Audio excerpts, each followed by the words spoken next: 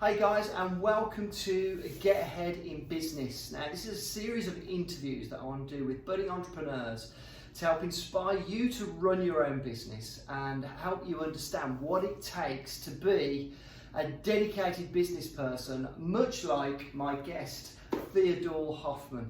Theo, welcome to Get Ahead in Business. No problem. I'm excited to see more and be a part of Get Ahead in Business. Pleasure to have you. Now, before I forget, please like, subscribe, and join me and Theo on our journeys of figuring out how to help you become successful in business, start your own business, and the universe that is budding entrepreneurs. But to get started, Theo, do you want to just introduce yourself to the guys watching? Tell us who you are, what you do, and what your business is. This is funny because I'm always asking that question. I never really talk about myself. But my name's Theodore Hoffman. I currently have an agency called Social. It's spelled S-O-H-C-I-A-L. Some people think social and they spell it out normal, but I've put the O in social, so that's the reason why it's called Social and it's spelled that way. I'm from Wolverhampton, and at the moment I'm also got that agency, but working on more delivering content on my own platform, which is called Social TV, which is launching this month. So it's been really exciting sort of few weeks for you, hasn't it? Because it was only a couple of weeks ago that the tables were turned and you did an interview for me. So I really appreciate you doing this as well. No problem, anytime. Now you're the expert though. How many interviews have you done so far, and what's on the list? What's on the plan? So far I've done 50 interviews, and wow. Yeah, literally. Since obviously the whole situation with the pandemic, a lot of business owners want to recreate themselves, promote themselves. So the reason why I actually wanted to create the platform, Huffington Post, is to just basically help entrepreneurs know that they're not going through this by themselves, that they're not alone. And I know that everyone's journey is different, so allowing them to be authentically themselves is amazing, and also sharing the ups and the downs, because entrepreneurship and business isn't all sexy. So it's about actually showing what's really out there, because Instagram shows one picture that's like the cars and the money and like a lavish lifestyle, but in reality there is so much ups and downs on the journey. So I mean, and it's great actually a lot of the people that you've interviewed are people that have really shared some quite deep stuff. Yeah, definitely. And I know, obviously you've been doing quite a few of the interviews here and other places. I know that you've been inspired. What are some of the takeaways that you've got just by asking the right questions? Jeez, like those crazy amounts, to be honest. For example, today I met a guy, his name's called Paddy. He's got a company called JP Kombucha. He's been going since 2017, but then just a bit of background, he's got that kombucha company. But as an entrepreneur, we are completely different types of people, because if you're in a conversation with like friends and family, they just don't get you, because they're used to a program and a system that tells them that they're in for 9, for 5, leave at 5, and their system is just completely different, and they've just succumbed to that and just said, you know what, this is my life. But with an entrepreneur, they just break the rules and just do what they love every single day, and you realize how isolated that you get, because when you want to share your idea, like you've won this sale and X, Y, and Z, they don't really get that passion. It's because they're stuck in that system, and that's not a bad thing, that's just their way of life. But with an entrepreneur, you'll always end up being isolated unless you make great relationships where you can go to other entrepreneurs and actually speak to them. That's why I felt like the NatWest Accelerator, networking, coming to meet you, coming to meet a lot of other entrepreneurs has really helped me excel and realize that I'm not alone. But you can really feel alone in entrepreneurship. Oh, massively. I think, kudos to the work that you've been doing over the last few weeks, because I guarantee that all of that passion and creativity and diversity that you've been surrounding yourself by doing so many interviews. Because, by the way, guys, he's done these interviews. It's only been like about a month, is it? It's three weeks. So 50 interviews. Yeah. And these are long form interviews. Much like this, long form interview. 50. I mean, that is intense. But that has, I'm convinced that has got to help your entrepreneurial mind. It really has. Genuinely, it really has. I feel like it has made me feel like, you know what, Theo, just boom, to keep doing it. To begin with, Huffington Post was just a thing that was like, oh yeah, just a few podcasts here and there. And then I was just like, everyone's feeling some type of pressure or stress right now. So how can I help people? And I just thought to myself, I know a lot of people, let me just ask. And as soon as I asked, loads of people were just on it. So it shows like your network is really important as well. Like you need to keep that up no matter what. And you're about halfway through? Are you gonna, my target's 100, so 100 by December. And I feel like I'm definitely going to hit 100 by December. Yeah. And I've started to plan out when the content's going to go out as well. So it's not going to be one a week, it's going to be 2 a week because I've got so many. Yeah. And yeah, I just feel like it's going to be great for my personal brand, but then to also help other entrepreneurs shine some light on what they're doing as well, because right now everyone could need that, and it's all about supporting the locals. I think it reminds me of something that's really important. One of the things that I learned many years ago is that somebody told me you are the average of the 5 people you spend the most time with. And just alluding to what you just said about, often friends and family aren't entrepreneurial. So, when you celebrate that win, they don't quite get it. They don't get it. That can be frustrating, but you've just surrounded yourself for the last few weeks with entrepreneurs non-stop. Literally.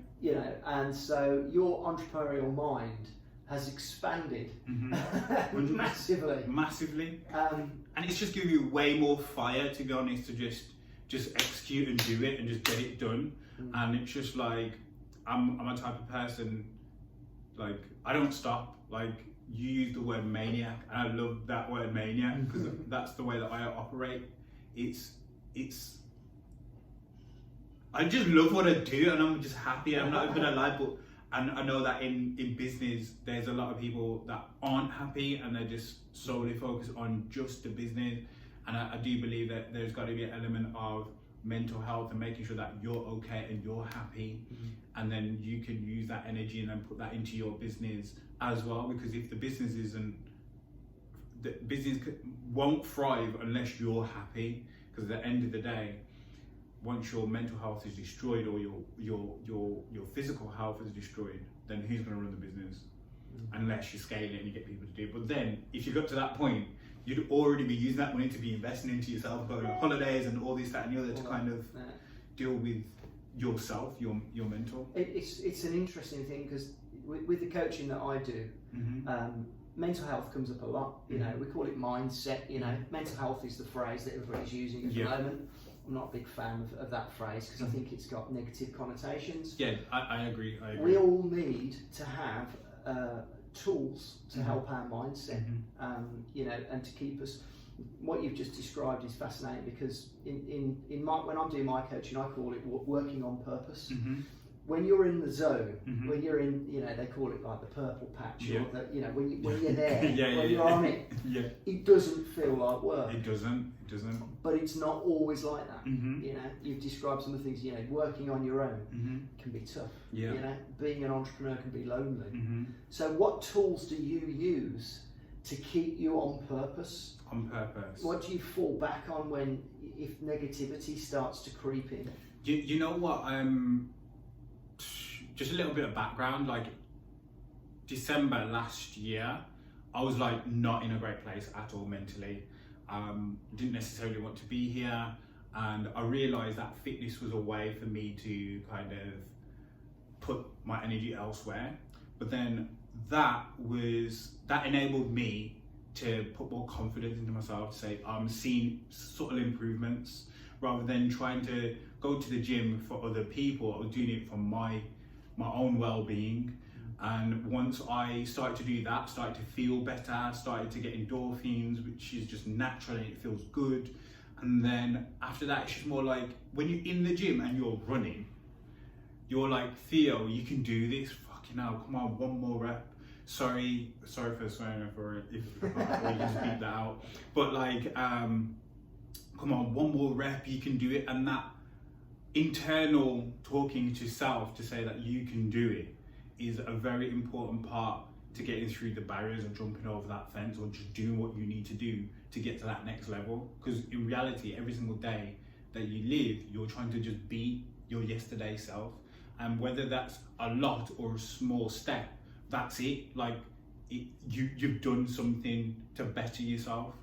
And one of the things that I do is like affirmations. Like in the morning, I'm actually grateful for life every single day, and that's why I put it on Instagram. It might seem cheesy or corny or whatever, but I know that I'm grateful for life. I want people to feel the exact same way. That's the reason why I post it, because you might not have woke up today, and the reality is that you wouldn't be able to help people. And the whole reason why we are here is to help each other and just make each other become our better selves every day. That's how I see it. Awesome.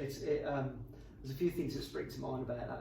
Having an attitude of gratitude is absolutely key, isn't it? Appreciating. Mm-hmm. There's one that makes me laugh, and I said this to my team last week on the team meeting, and somebody said this to me a while ago. It made me smile. He said, when you wake up in the morning, mm-hmm. you can have overwhelming gratitude. Mm-hmm. The first thing you do is you put your arms out like that, and you go like that. Okay. Yeah. I'm going to give that a go. Well, if you don't hit a wooden box, it's a good day. Real talk. Yeah. and that for me sums it up, doesn't it? You know, there are worse places we could be, even when you're in a bad one. Literally, I always go to the perspective as well. Is like there's people in like third world countries that do not have the level of privilege that we have.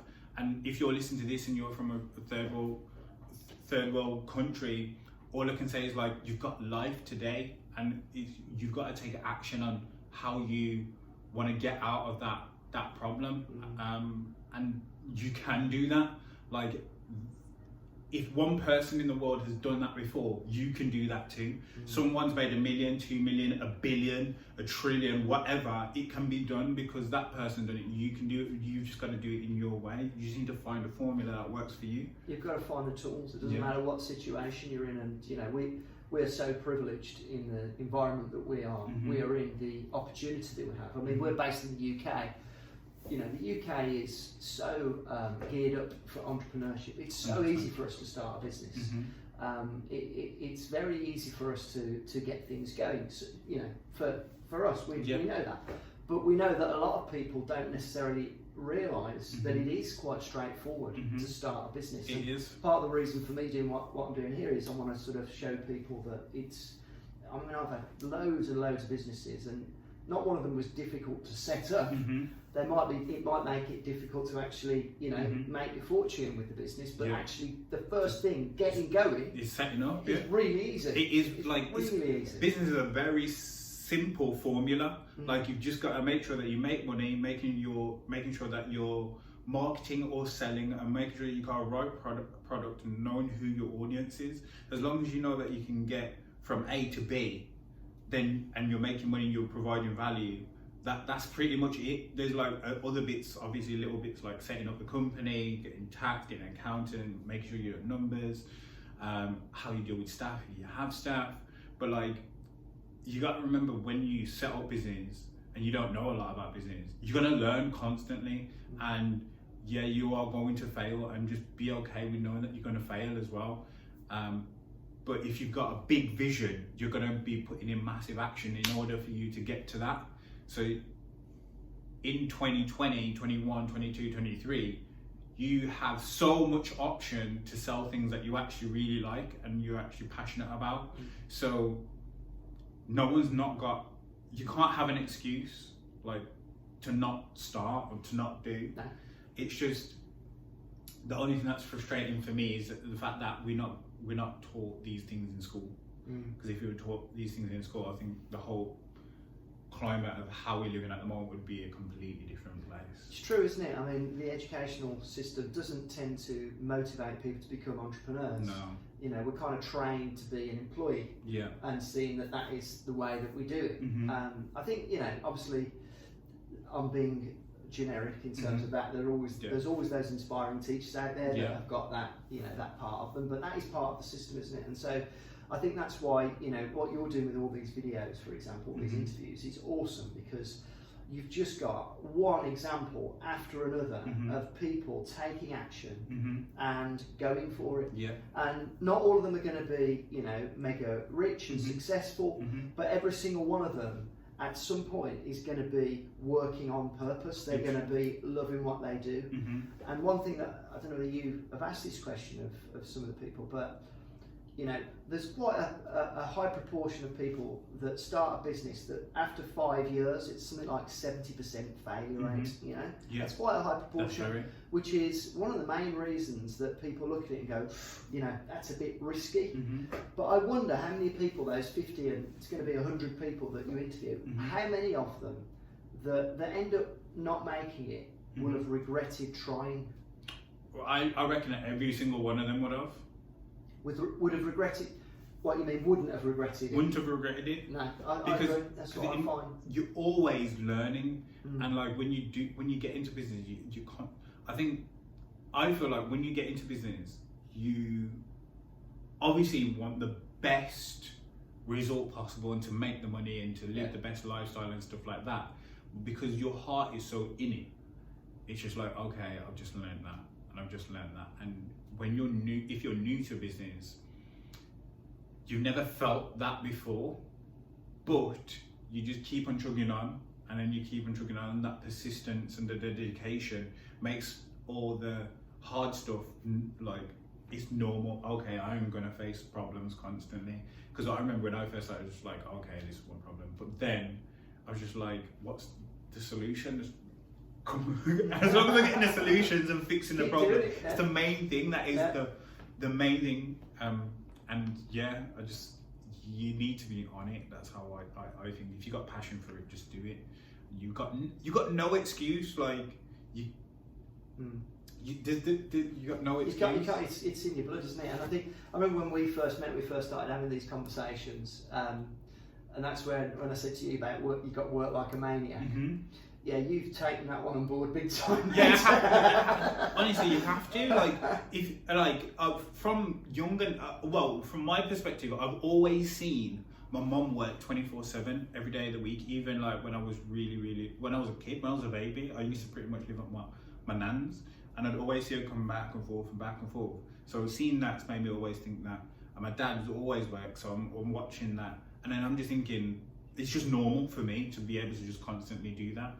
But obviously, like recently, over the past, like say 2 years, I've come to realize that, okay, you can graph, that's good.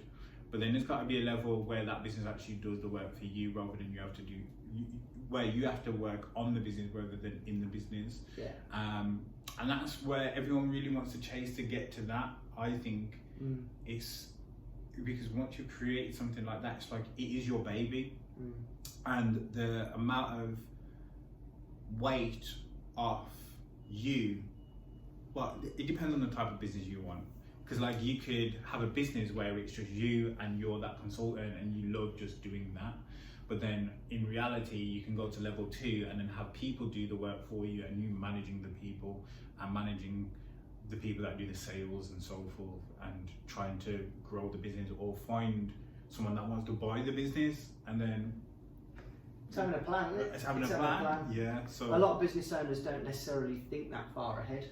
They're always just, and that's where the strategy comes in. You know, first you've got to get started. You've got to take action. Yeah. You know, then you've got to look at your strategy, because you know, once you've got a business moving, thinking of where your exit is, you know, where that next step is, can be tough. You know, and that's all part of the fun. That is all part of the fun. And that was the other thing as well, like Paddy today, he was saying that, Theo, I may sound like I'm moaning, but I'm not moaning, because it's fun for me, but it's just in business, things go up and things go down, and it's just, I'm so passionate about it. It seems like I'm moaning, but I'm not. It's just like, it's another thing to just overcome. And that's what it is. That's like if a staff member says, you know what, I quit, and it's just like, oh, jeez, I've got to go find another, I've got to do all this, that, and the other again. It might be deflating at that time, but in reality, it's like, come on, let's go get it. Let's get that next person in. And then when you do, you're like, yes, then you go back to what you need to do and level up your business. But we're not moaning. If it was easy, everybody would do it. Literally, and that's like it. So what's next for you then, mate? When you've got your 100 videos, your interviews in the can, what's next? So the next one is going to be based on, obviously that's the business podcast, which is going to be constantly going to have more going on there. The next step is going to be like a business category. So kind of a little bit like what you're talking about now, but it's not going to be podcast form. It's just going to be like simple. These are the things that you need. This is like your foundation. This is what's needed to set up a business. Just to show people it's keeping it simple. And then the number 3 is about mindset, about really checking in with yourself. I've got a good friend called Dave Furness. He's going to be doing like one-to-one session. It's going to be like this, where talking about different parts of building your mindset out, things that you can do to keep your mind in a positive state, physically as well. And then on another channel is about like just how you present yourself. So it's a bit of fashion. So obviously the way that you present yourself makes you feel great. So like if you're wearing pajamas all day, you're gonna feel chilled all day. But like if you put on like your Superman cape or your Superwoman cape, you feel like Superwoman or Superman. So all these things have a massive impact on our mental health. And I'm just thinking the more that I can provide that to budding entrepreneurs, to entrepreneurs that are in business already, it's just giving people that understanding of like, these are things that, this is what makes up and helps an entrepreneur. And I think there's enough quotes in the world and all this, that and the other, but I feel like if there is a station where people can come to and get that information, I think that's right now the most important thing. I think the way that I look at it is like entrepreneurs rule the world. Oh, they do. And they change the world. Yeah, they change the world and run the world. And it's just like, without them, there would be no sense of growth. There would be no tech companies. There'd be no, and when I mean tech company, not just digital. Like when you look at innovation, exactly. So I think the more of that we can show and help even the young generation that's coming into business, like, listen, these are things that are going to help you. Because I know if I had a mentor at a younger age, I'd probably be way ahead. But because I've met people like yourself, I met like loads of other people that are aspiring or already been there and smashed it. It's just made me feel like, you know what, okay, if he can do that, I can do that. And obviously you can get that from like celebrities and stuff like that, but they don't really break down how they actually really got there. So that's the whole idea of like what the channel's about, to be honest. That sounds awesome. So if people want to reach out to you, get in touch, where can they find you, Theo? So you can find me on all social media platforms. So it's Theodore Hoffman UK on Instagram, Theodore Hoffman Official on Twitter. It might be UK still. Theodore Hoffman across everything, to be honest. If you want to email me, it's theodore.h@social with SOHCIAL.com. Just email me, call me, message me. I'll get back to you, because right now is the best time to be reached out and speak to people. Theo is also the man if you want any kind of advice, support with your social marketing strategy. So that's kind of your core business, your core clients. Expert in his field. So another one to look out for there. Well, Theo, mate, it's been an absolute pleasure. Can I just quickly interject at this point? Go for it, buddy. Just because I know, obviously, that this is going out, I just want to say thank you very much as well, because you've been a person that's really given me a lot of guidance and also helped me on my own journey, especially with like sales and with like sales and business like structures, because I always come to you and ask you questions, and you don't necessarily need to, but I know that you're there to just make sure that you're helping entrepreneurs grow. And I've just learned a lot from you, so I just want to appreciate that and allow the viewers and listeners to understand that he has made a massive impact to me, and he's had an impact on loads of other people as well. But I just wanted to... We would ordinarily have a hug now. Literally. We're still in social distance. Literally. It's still one of those, yeah, no problem, man. I really appreciate that, mate. I totally appreciate it. You've been a sponge, and you are smashing it, man. Yeah. So thanks for listening, guys, and thanks for paying attention. Again, don't forget to subscribe, like the channel, reach out at grantstein.com on Instagram and grantstein.com website if you want to find out more. Thanks for listening, guys. Have a great day.